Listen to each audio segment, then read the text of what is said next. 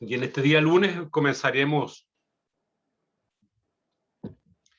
revisando los conceptos básicos respecto a lo que es una persona que no tiene incorporado el método científico y una persona que podríamos considerar un científico desde la perspectiva positivista. Vamos a ver lo que es positivista a continuación. Y luego vamos a ver cuál es la relación que hay entre investigación, ciencia, método científico, para ya a partir de mañana comenzar a entrar en el problema de investigación. El problema de investigación. Francisca, tantos años que no sabía de ti, ¿cómo estás? Gusto saludarte. Bien, ¿y usted, profe? Bien, muy bien. Viviendo en el campo y queriendo ir poco a la ciudad.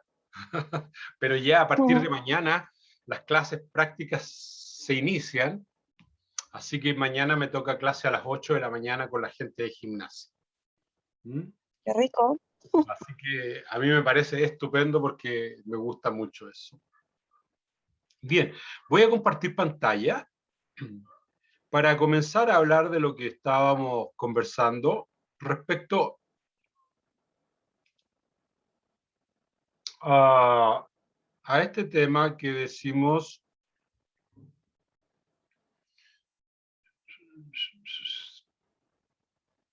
la diferencia entre que las personas en general, cuando uno no tiene incorporado la visión científica de algo, sino que dice, yo me recuerdo que en el colegio decía, salió un estudio en Estados Unidos y con eso yo quedaba feliz sintiéndome muy científico cuando estaba en el colegio y seguramente muchos de ustedes lo han vivido. Hay un estudio en Estados Unidos, hay un estudio en Europa, sí, sí. Pero ahí en general lo que está haciendo esa persona es manipular teoría y conceptos con mucha subjetividad. Entonces, ¿qué es lo que dice el científico positivista o el profesor o la profesora en ese caso? Le dice, sí, ¿quién lo escribió? ¿Dónde está escrito? ¿En qué año fue publicado? Y le hace una serie de preguntas que uno en realidad no pensaba que no eran importantes. Pero para el científico positivista va construyendo estas estructuras teóricas y verifica además la consistencia interna que tiene esto. ¿Qué es la consistencia interna? Por ejemplo, cuando uno estudia a los niños, por ejemplo, niños de segundo básico, ¿qué es lo que ocurre?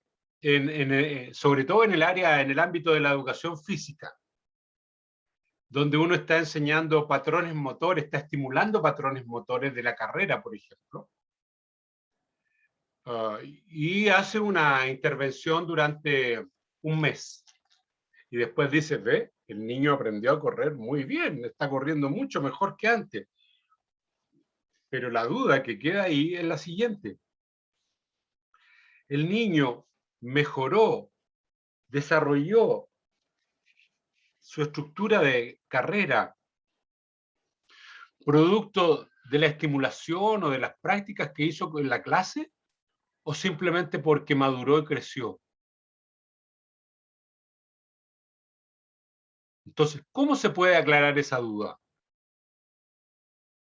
Entonces, el investigador normalmente lo que va a hacer es va a tomar un grupo, el cual él va a intervenir, y va a medir un grupo que no va a intervenir.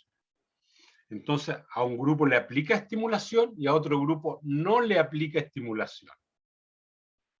Y después compara, y así puede saber si el progreso es producto de la intervención que se hizo a nivel escolar o es producto de la maduración y el crecimiento de los niños, sencillamente. Entonces, aquí es donde la consistencia interna del estudio es sometido a verificación empírica, es decir, en la práctica. Y además define el límite de los conceptos utilizados. ¿Qué significa el límite de los conceptos utilizados? Significa que cuando decimos patrón motor de la carrera, y estamos estableciendo un patrón en desarrollo, no llegando al patrón maduro todavía, porque sabemos que el patrón maduro se logra bastante más tarde, hacia quinto, sexto básico. Y ahí el científico establece los límites de su trabajo.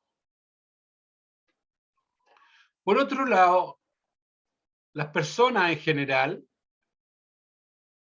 verifican sus teorías a menudo de manera selectiva y simplemente a la luz de los hechos que esa persona percibe. ¿Ya? Por ejemplo, cuando uno quiere que las cosas ocurren, le va buscando el ajuste para decir, pero ve, pero mira bien si esto está cambiando, etcétera. ¿Ya? Y uno le pone mucho empeño y muchas ganas para que las cosas ocurran, porque uno tiene esa visión, ¿ah? Tiene esa perspectiva de lo que está pasando. Por ejemplo, cuando uno enseña alguna estructura rítmica a los niños, a las niñas, uno dice, ¿ves? Si los niños lo están captando, están aprendiendo esto. En cambio, el científico verifica estas teorías para ver si esos niños son capaces de desarrollar esas estructuras rítmicas, si las tenían de antemano, o si tienen algún nivel de dificultad, porque no todos aprendemos de la misma manera. Y eso hace que el científico verifique cómo están ocurriendo las cosas. ¿Ya? No se queda con la simple observación, sino que además somete a otras pruebas para ver que las cosas están ocurriendo. Como decía un colega que trabaja en el Centro de Alto Rendimiento en Chile, me decía, normalmente los entrenadores proponen una forma de enseñar la técnica y juran que la técnica es la única y la más exitosa. Pero ellos no han probado otras técnicas. ¿Y por qué les gusta esa técnica? Porque piensan que ellos fueron los que la inventaron y la crearon. Entonces, ¿qué es lo que haría un científico de verdad? Ya un investigador o un investigador de verdad sería Estudiar la probar... estructura, hola, profe, estudiar la estructura anatómica de cada persona. Claro, Porque, pues o sea, eso. la técnica podrá ser buena, pero no va a funcionar de la misma manera en todos los individuos, ¿Te porque no fijas? todos tienen como la misma Entonces, estructura. entonces él dice, ah, para los que tienen las piernas cortas, estas dos o tres son las mejores opciones. Para los que tienen el tronco largos, estas dos o tres serán las mejores opciones. Para los que tienen los brazos cortitos, estas serán las mejores opciones. Pero para los que tienen los brazos largos, en fin, ¿te fijas? Entonces, ahí se va buscando formas y formas y formas diferentes. En general, cuando uno enseña como profesor, ya, como entrenador, o como tu mamá o tu papá cuando te enseñaba algo, en realidad te decía, así se hace. Pero el papá, la mamá lo hace con muchas ganas y con mucho amor. Pero a veces te enseña cosas para las cuales, por ejemplo, a mí mi papá me enseñó a manejar muy pequeño, a los 11 años, 12 años, pero él no tenía control respecto. Yo manejaba muy bien los pedales del auto, pero no veía nada hacia el frente porque era muy chico. Y aunque me hubieran puesto cojines, no hubiera visto nada porque era muy chico. Entonces, las personas comunes tienen poca noción del control de lo que está ocurriendo. Sin embargo, la persona que tiene una visión científica se preocupa mucho de las variables implicadas, ¿ya? De todas las cosas que están ocurriendo. Tiene la madurez cognitiva, tiene la estatura suficiente, tiene los kilos de peso para que ocurran las cosas. Por ejemplo, ayer yo estuve en una pichanga, se llama acá en el campo, un pequeño rodeo. Entonces, las personas de acá del campo quieren que los niños aprendan a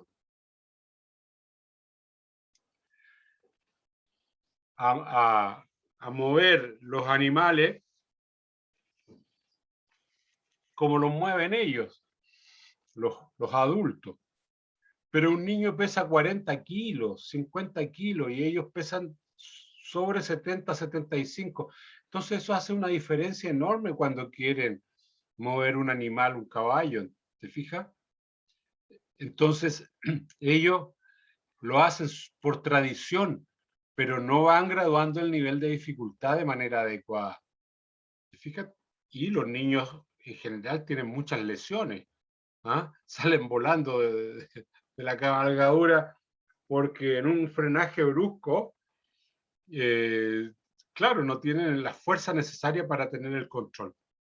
Entonces la gente común tiene poco control sobre las variables. Por otra parte, las personas se preocupan poco de las relaciones que pueden existir entre las diversas variables. Por ejemplo, la relación variable edad y tiempo de práctica. ¿Ya? Uno dice, no, estos cabros tienen que practicar nomás y seguir practicando. ¿Y qué edad tienen los niños? 6 años, 7 años. ¿Y qué es lo que más le gusta a un niño de 6 años, 7 años cuando está practicando? Ustedes que son profesoras o profesores, ¿qué es lo que más les gusta a los niños? Jugar. Jugar, ¿no es cierto? Jugar, ¿te fijas? Entonces, la persona que no sabe de niños, ¿qué es lo primero que le quita? Les quita el juego, porque dice, no, esto es algo muy serio. Y los que sí saben de niños, hacen que las actividades sean lo más entretenidas posible y que tengan un sentido de juego. Porque de ahí es que los científicos saben que los niños van a responder mucho mejor de alguna manera cuando juegan a que cuando solamente repiten.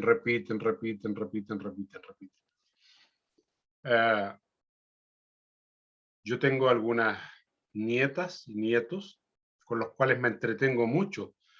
Entonces, cuando están en casa, yo les invito a que cocinemos, pero inventamos un programa de televisión donde hay una conductora, hay alguien que pasa comerciales, hay alguien que es asistente, qué sé yo, y con eso lo pasamos estupendo porque además hacemos grabaciones, ¿te fijas? Y hacemos el mismo sentido de la cocina, pero de una manera muy, muy jugada.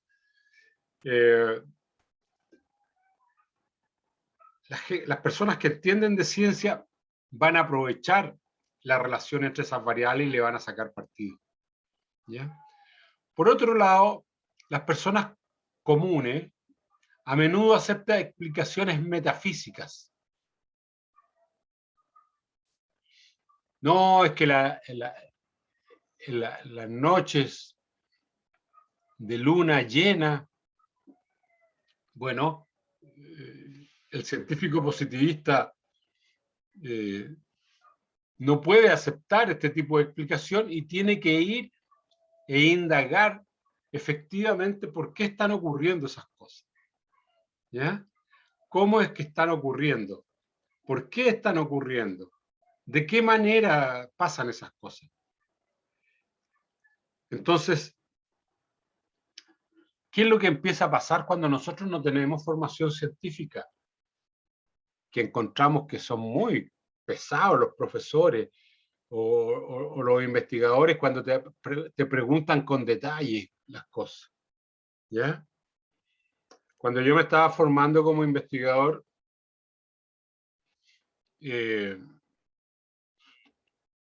unos amigos de otro país vinieron a Chile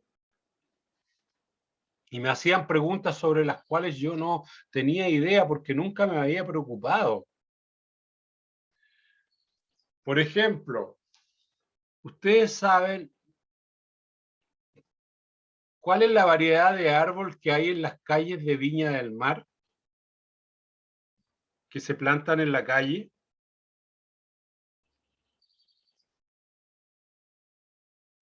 Los plátanos orientales. ¿Y saben por qué? No, ¿Viste? Y ahí quedaba yo, po. ¿Y por qué habrán puesto plátanos orientales? Y después, ¿saben por qué tipo de árbol fueron cambiados los plátanos orientales? no, Por acacios. ¿Y saben por qué? Tampoco.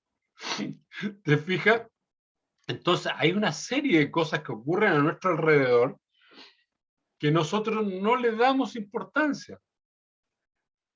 Antiguamente, como había mucho espacio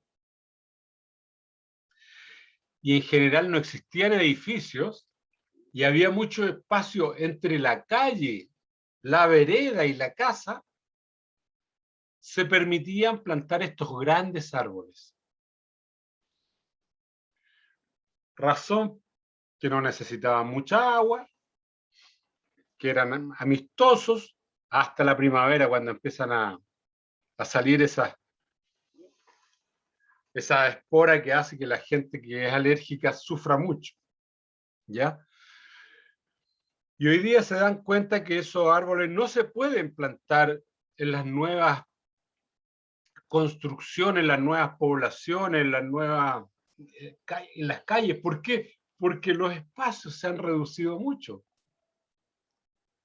Entonces, tienen que tomar árboles que su raíz vaya hacia abajo y no se extienda hacia los lados. Porque si la raíz se extiende hacia los lados, lo que normalmente ocurre es que empieza a entrar hacia las casas, a levantar las veredas y empiece a romper la red de distribución de alcantarillado, de agua. Entonces tienen que buscar especies que no generen ese problema. Pero de todas maneras, queda claro que hay que tener vegetación y elementos verdes en la calle. Entonces, ahí hay un cambio. ¿Y por qué me hacían ese tipo de preguntas? ¿Y por qué ponen esto? ¿Y por qué ponen lo otro? Y yo me iba dando cuenta que eso nunca me lo enseñaron en el colegio. Que en el colegio me enseñaron otras cosas, pero no me enseñaron cuestiones de la vida diaria. ¿Te fijas? Y era porque sencillamente la escuela está preocupada de cuestiones bastante teóricas y poco respecto a la vida de las personas, a la vida cotidiana de las personas.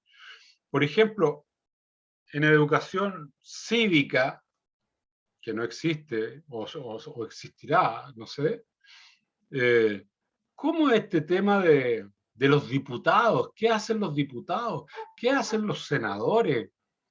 ¿Qué hacen los gobernadores?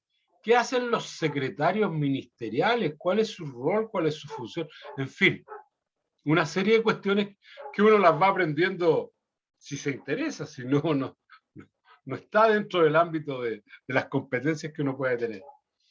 Entonces, cuando vemos desde una mirada científica, tenemos que ver también cuáles son las necesidades y los intereses que tienen estas personas para poder ir construyendo su vida educativa y naturalmente desde una perspectiva muy didáctica que por lo demás ha sido probada, ¿ya? Y no como lo hacía mi mamá. Y le preguntaba, ¿y por qué esto es así, mamá? Porque lo digo yo, me decía ella. Sencillamente porque lo digo yo. Entonces, ahí hay una explicación bastante poco científica, en la cual nosotros tenemos que ir emigrando hacia ese sector de lo que es científico. Entonces, ¿cómo se adquiere el conocimiento? ¿O cómo deberíamos nosotros a partir de su Desde la formación? curiosidad. Claro, pero esa curiosidad tiene que estar apoyada ahora en un método científico. Y ese método científico nos va a permitir desarrollar investigación científica, que tiene partes. O, como dices tú, Verónica, podemos partir desde la investigación, de los resultados que ya existen. Eso me promueve a mí dudas y yo lo vuelvo a someter también a otra investigación a verificar si eso es verdad. Naturalmente, cuando ya es muy evidente y hay muchos estudios, bueno, tendremos que migrar hacia otro tema. Entonces, el conocimiento científico ocupa básicamente un método científico que es propio e investigación científica. Entonces, hemos hablado mucho de científicos, de ciencia, y aquí, pregunta de prueba, clase número 1, la hicimos. Para que algo sea ciencia, ¿qué requisitos tiene? ¿Qué requisitos debe cumplir? Son 3 requisitos. ¿Se acuerdan de esos 3 requisitos?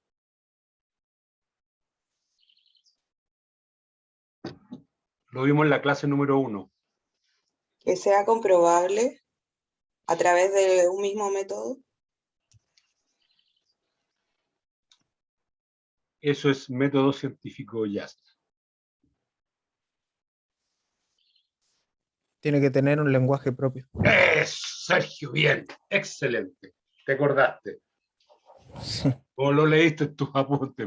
Perfecto. Recuerden, tiene que tener un objeto de estudio propio. Tiene que tener un lenguaje propio y tiene que tener un método de investigación que es propio. Esos son los 3 requisitos. Ahora, Yasna, ¿te acuerdas de alguna ciencia? De las ciencias puras y duras. ¿Ya? Hay otras que son disciplinas científicas, que ocupan el método científico, la investigación, pero que no tienen un método propio ni un lenguaje propio. ¿Te acuerdas de alguna? ¿Una ciencia pura?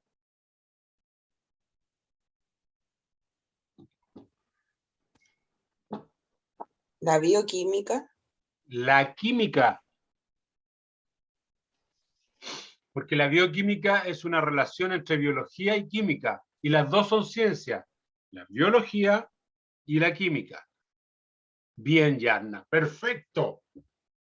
Martín, ¿te acuerdas de alguna? La de la filosofía. Filosofía, muy bien. Claudio, ¿se te ocurre alguna?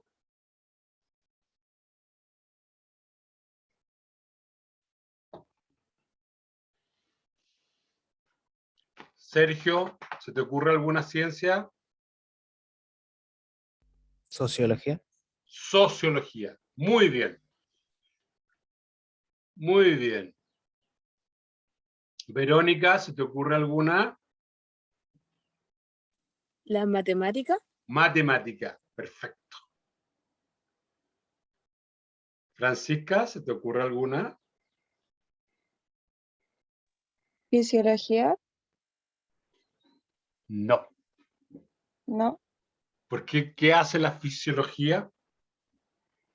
Ocupa elementos de la química, ocupa elementos de la biología y ocupa elementos de la bioquímica. Entonces es una disciplina científica, naturalmente que sí, pero ocupa elementos que tienen su raíz muy próxima, ¿ya? Bien, pero la Profe, química sí, la química sí. ¿Mm? profe, ¿Sí? entonces la disciplina científica es cuando ocupa más de una ciencia. Exacto. Bien. Exactamente. Bien. Alonso, ¿se te ocurre alguna otra que hayamos dejado en el tintero? Astrología, profesor. No, no, la astronomía. Que la astronomía, la astrología es la que estudia el tarot y estudia el horóscopo. Ya, pero la astronomía se apoya en la astrofísica y la astrofísica se apoya en la física. Muy bien. ¿Te fijas? Entonces la pregunta original ahí que hacíamos en este curso era si la educación física era una ciencia o no era una ciencia. ¿Y se acuerdan a qué resultado llegamos, Brenda?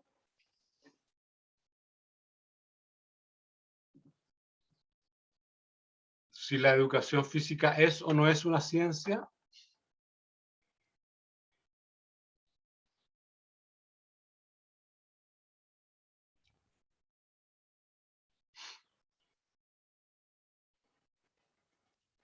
¿Qué opinas, Claudio? ¿La educación física es una ciencia o no es una ciencia? Con lo que hemos conversado ahora.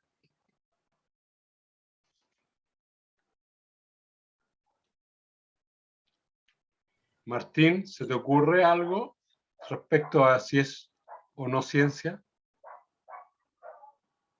¿Qué cosa era, profesor? Si la educación física es una ciencia o no es una ciencia. O sea, no porque no tiene su lenguaje propio. No tiene lenguaje propio, no tiene método propio y no tiene objeto de estudio propio. Entonces, ocupamos ciencias, disciplina científica, la ocupamos, entonces esto es una profesión, una práctica. Muy bien. Muy bien, Verónica. Eso tiene que quedar claro. Entonces, el que no sea una ciencia no significa que no usemos un método científico. Claro que sí usamos un método científico. Lenguaje, usamos lenguajes prestados. Claro, y lo usamos de la ciencia. Y ahí ustedes disfrutaron mucho en los cursos de fisiología, bioenergética, no me acuerdo qué otros cursos, sociología. Pregunta y prueba, pregunta y prueba. Cuando nosotros ingresamos a la Universidad de Playa Ancha de Ciencias de la Educación, ¿cuáles son las ciencias de la educación? La didáctica. Martín La dice que pedagogía, Yasna, dime. la pedagogía, La pedagogía, la didáctica. ¿Alguna otra opinión? La psicología. Perfecto. Ahí hay una ciencia. Psicología. Bien. La didáctica y la pedagogía toman elementos de la psicología. La psicología es una ciencia. ¿Y cuál otra ciencia? Porque dice ciencias de la educación. la sociología, Bien. Esas son. Psicología, sociología. Y con ellas van construyendo la didáctica, la pedagogía, la no sé qué, bla, bla, bla. Esas son las ciencias de la educación. ¿Ya? Así que verán ustedes que si uno estudia psicología, tiene que ser psicología aplicada a la educación o psicología del aprendizaje. Lo mismo con sociología. Sociología aplicada a la educación, sociología aplicada a las intervenciones didácticas, en fin. Y entonces, cuando ustedes construyen esto, tienen que saber dónde están parados para comenzar a estudiar el fenómeno.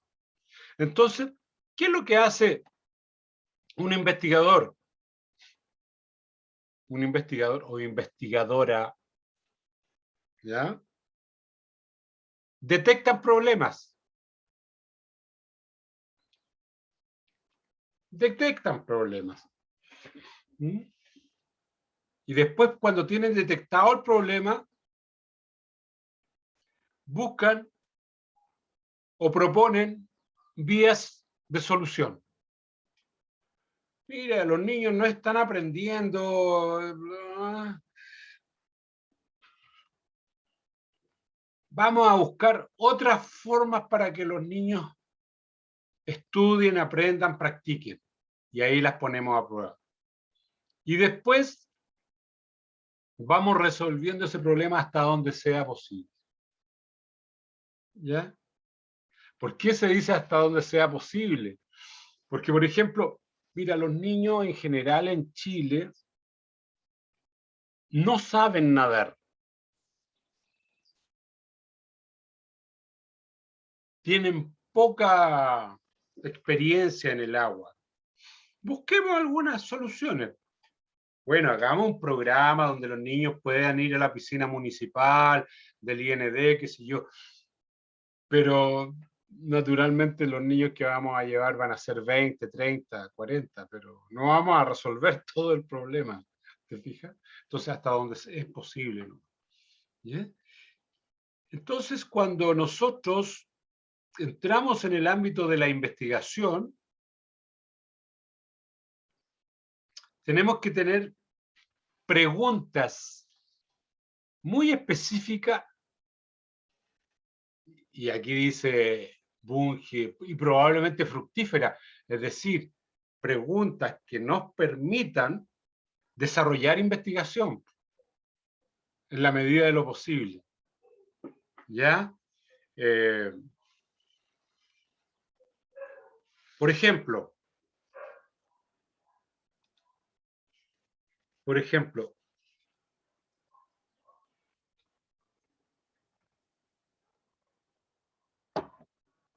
¿cuánto mejora la atención de los niños de quinto básico? ¿Cuánto mejora la atención cognitiva de los niños de quinto básico después de participar en un programa de 30 segundos de ejercicios de alta intensidad durante 2 meses? Ahí hay una pregunta. ¿Cuánto mejora la atención de niños que participan de un programa de ejercicios de alta intensidad durante 2 meses, con una frecuencia de una vez al día de lunes a viernes? Entonces, ¿qué es lo que tendríamos que hacer? Primero, medir la atención de los niños.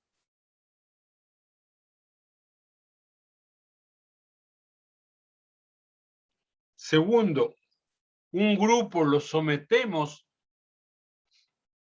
o lo hacemos participar de este programa de 30 segundos al día de ejercicios de alta intensidad y lo volvemos a medir después de 2 meses. Y otro grupo idéntico o muy parecido lo medimos al comienzo, no le aplicamos ningún programa y lo medimos después de 2 meses. Y ahí podremos determinar si efectivamente mejoraron la atención, porque es probable que los dos grupos hayan mejorado la atención. Y ahí nos vamos a dar cuenta que fue otra la variable y no la del ejercicio físico de alta intensidad. Pero podría ocurrir que los que tienen ejercicios físicos de alta intensidad mejoren su nivel de atención. Ahora, ¿por qué les cuento yo esta experiencia? Porque yo estoy desarrollando investigaciones de este tipo en colegios y hemos descubierto que los que mejoran más su nivel de atención son las mujeres más que los hombres.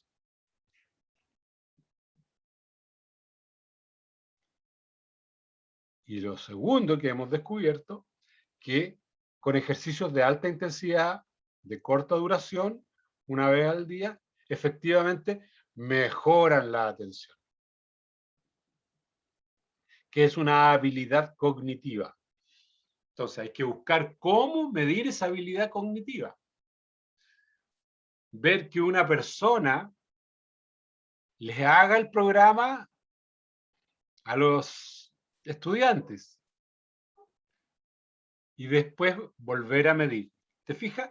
Entonces, ¿cuánto mejora? La pregunta sería muy difícil si nosotros en vez de decir cuánto mejora, dijéramos, por ejemplo, cómo mejora. Porque ahí tendríamos que entrar a mecanismos neurobiológicos y que no tengo en el laboratorio no tenemos la tecnología para trabajar con ello. Pero sí tenemos los instrumentos para determinar la cantidad de atención de una persona. Entonces, de acuerdo a eso también tenemos que establecer las preguntas. Luego, cuando hablemos de preguntas, es lo que nos vamos a dedicar a hacer mañana, a practicar preguntas, porque ya a partir de la próxima semana, en parejas, vamos a empezar a diseñar ya un proyecto de investigación. Una vez que está hecha la pregunta, de buena calidad, tenemos que diseñar hipótesis que sean capaces de ser verificables como respuesta a las preguntas, porque la hipótesis no se establece de la nada, tiene que tener un sustento teórico de buena calidad. Una preguntita de prueba para Alonso.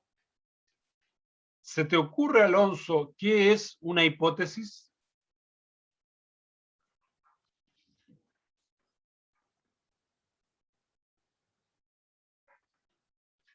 Claudio o Sergio, ¿se les ocurre qué puede ser una hipótesis?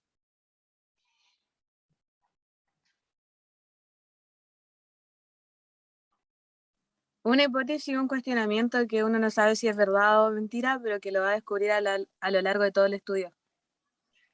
Repítelo, por favor. Es que Claudio no tiene micrófono.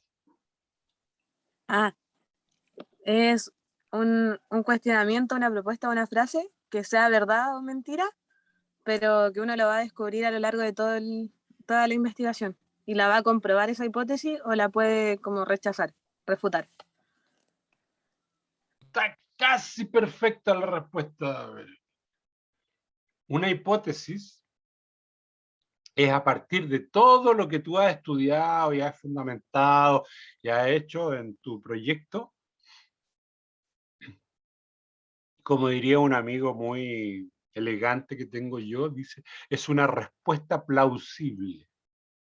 Es decir, es una posible respuesta al problema que tú has propuesto en el estudio. Es una posible respuesta.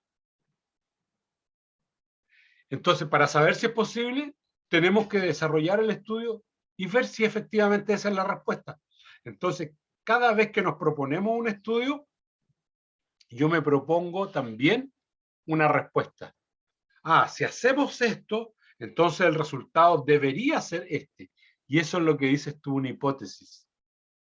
Y esa hipótesis al final del estudio puede ocurrir que la apruebe la hipótesis, o se dispruebe o rechace la hipótesis por alguna circunstancia. Entonces, cada vez que nosotros proponemos un método científico, proponemos una pregunta de muy buena calidad, pero también nuestro estudio propone una hipótesis que está fundada en el conjunto de las teorías y de los estudios que hemos hecho anteriormente. Y por eso Claudio tiene razón cuando pone en el chat, es una suposición. Claro, pero no es cualquier suposición, es una suposición que está afirmada, apoyada en la teoría, en los estudios anteriores, en las investigaciones científicas que se han hecho antes. ¿Ya? Entonces, a partir de eso, hacemos para derivar las consecuencias lógicas de las suposiciones y diseñar las técnicas para verificar tal o cual situación. Por ejemplo, cuando hablábamos de la habilidad de la atención, que los niños mejoraban la habilidad cognitiva de la atención, producto de un ejercicio físico de alta intensidad, tenemos que poner a prueba esto. ¿Cuál va a ser la técnica para verificar esta suposición? ¿Cuál va a ser la técnica? Entonces la técnica será que a un grupo se le aplica este programa todos los días, durante 30 segundos cada vez, y a otro grupo no se le aplica. ¿Y por qué se hace que a un grupo sí y a un grupo no? Para determinar la confiabilidad, la precisión de los resultados. Porque imagínate que los dos grupos mejoren. Ahí nos vamos a dar cuenta entonces que no es producto del ejercicio de alta intensidad, sino que mejoran porque mejoran.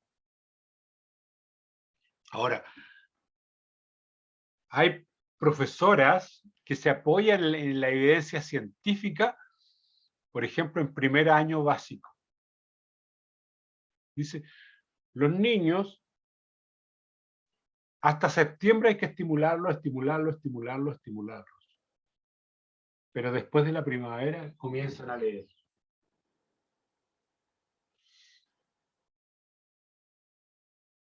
Ahí hay una muy buena pregunta.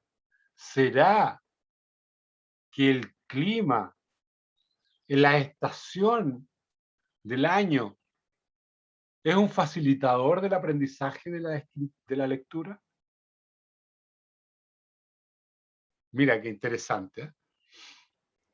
Después llevamos a cabo las pruebas e interpretamos los resultados. Medimos a los niños, a los que fueron aplicados y no aplicados, el programa, e interpretamos los resultados. Y ahí en la interpretación es donde yo les contaba que en general las mujeres tienen mejores resultados que los hombres. Ahora estamos investigando por qué. ¿Ya? Evaluar la veracidad de las suposiciones y la fidelidad de las técnicas. Claro, el supuesto es que los niños van a mejorar. Bueno, veamos la calidad de los instrumentos. Los instrumentos con que medimos son válidos, están bien calibrados. Las personas que aplican los instrumentos de medición e interpretan esos instrumentos, ¿son personas entrenadas? ¿Saben de ello? Las técnicas que se aplicaron, ¿cómo sabemos que están trabajando a alta intensidad? ¿Qué nos permitiría saber que un niño está trabajando a alta intensidad? Brenda, ¿se te ocurre ¿Alguna forma de saber que una persona está trabajando a una alta intensidad? Anaí.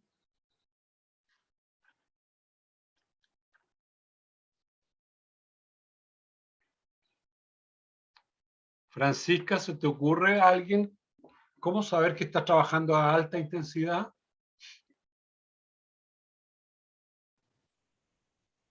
Haciendo mediciones del consumo de oxígeno máximo. Ah, pero bueno, casi, Yasna, casi. El nivel cardíaco, Bien, frecuencia claro, cardíaca. porque el otro tema es muy largo, Yasna, pero podemos medir la frecuencia cardíaca de estos niños. ¿Cómo la medimos nosotros? En nuestro laboratorio tenemos un aparato que se llama TIM2, donde a 36 personas les podemos aplicar, les ponemos un monitor de registro cardíaco. Y en mi pantalla del computador con un programa yo tengo identificado a cada niño y sé a qué nivel de frecuencia cardíaca está. Entonces, cuando los niños entran en frecuencias sobre el 80%, ya decimos que está en alta intensidad. Y eso se puede determinar a través de este elemento de laboratorio, este aparato, ¿ya? Que nos permite determinar la frecuencia cardíaca y el porcentaje que tiene respecto a la intensidad, si es bajo, es medio o es alta intensidad. Entonces, fíjate, entonces ahí pudimos determinar la fidelidad de la técnica que estábamos usando. Entonces, para eso hay que calibrar los aparatos, saber si los aparatos están bien, que los niños, en fin, hagan la actividad. Todo eso se verifica. Saber que las personas que están aplicando la técnica la conocen muy bien, en fin. Y finalmente, determinar los dominios en los cuales son válidas las suposiciones. Y aquí tenemos un dominio de habilidad cognitiva. Y por otro lado, lo que decían ustedes al comienzo, desde la perspectiva fisiológica, el nivel de frecuencia cardíaca del ejercicio de alta intensidad. Bueno, y ahora que hemos terminado este estudio preliminar, formular nuevos problemas que surjan de esta misma investigación. Y en la que yo les cuento, ¿por qué las mujeres mejoran más que los hombres? Ese es nuestro nuevo dilema. La nueva pregunta que nos va a llevar a otra investigación. Entonces, como se pueden dar cuenta, el método científico tiene pasos, tiene etapas que son las que vamos a cumplir. Y una de las primeras etapas es poder conocer muy bien, a partir de una muy buena pregunta de investigación, que es lo que vamos a comenzar a hacer la próxima clase, que es mañana. Aprender a hacer buenas preguntas de investigación y vamos a ir practicando. ¿Qué otra cosa quiero que hagan para mañana? Saber con quién van a trabajar en parejas. Si hay alguien que quiera trabajar individual, sin otra persona, me lo dice para que así vaya avanzando en su proyecto y yo tener claridad que está trabajando de manera individual o en parejas. Preguntas, sugerencias. Por favor, les escucho. Profe, Anaí. la clase pasada había dicho que podía ser en trío igual. En trío igual. Ah, muy bien. Ahí van a tener un problemita adicional, pero ese problemita se lo daré yo. No se preocupe, para mí no es ningún problema. Ya, profe. Entonces, ¿se puede hacer de a 3? Se puede hacer de a 3, pero el problema va a ser un poquito más intenso, ¿eh? Ya, profesor, gracias. Pero no más de 3. Ahora, este curso idealmente cuando uno lo hace con grupos pequeños, el trabajo es individual.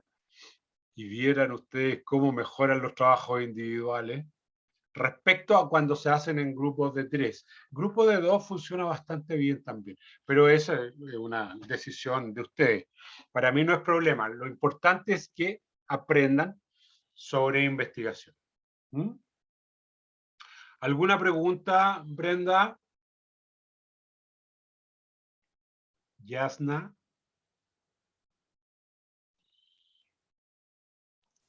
Por el No, momento. profe. ¿No? No. Verónica. No, la que tenía ya la hice la semana pasada. Ya. Sergio, ¿alguna pregunta? No, profe. ¿No? Claudio, ¿alguna pregunta?